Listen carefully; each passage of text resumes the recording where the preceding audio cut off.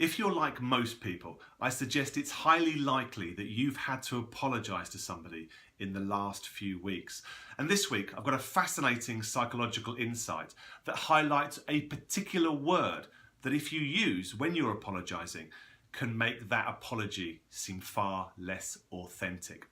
My name's Jonathan Bradshaw, and welcome to this week's Metology Minute.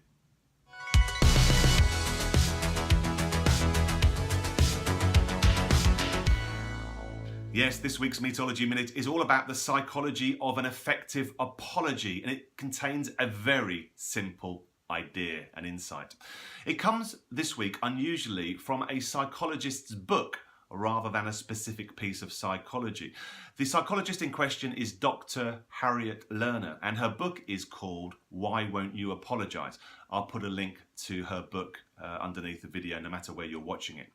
And in it, she's talking about the psychology of effective apologies. And there's a number of insights, a number of suggestions, and I've picked just one simple one.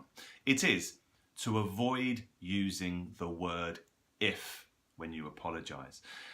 Imagine the last time you were apologised to. Did someone say to you, "I'm sorry if you were offended. I'm sorry if you found me insensitive"? That's calling into question your subjective view of what being offensive or being insensitive is. It lacks authenticity. It devalues that real, genuine apology. So avoid using if.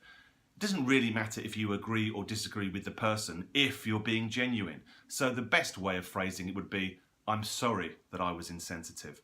I'm sorry that I offended you."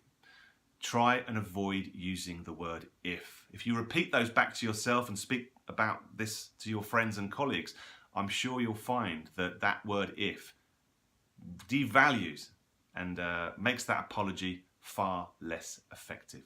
Don't use the word if in apologies. I'll be back in a week's time with another insight from the archives of the Metology Research Library that we have, exploring the fascinating science powering world-class people skills. Evidence-backed insights every single week. I look forward to seeing you in 7 days. Until then, have a good week. Cheers. Take care. Bye-bye.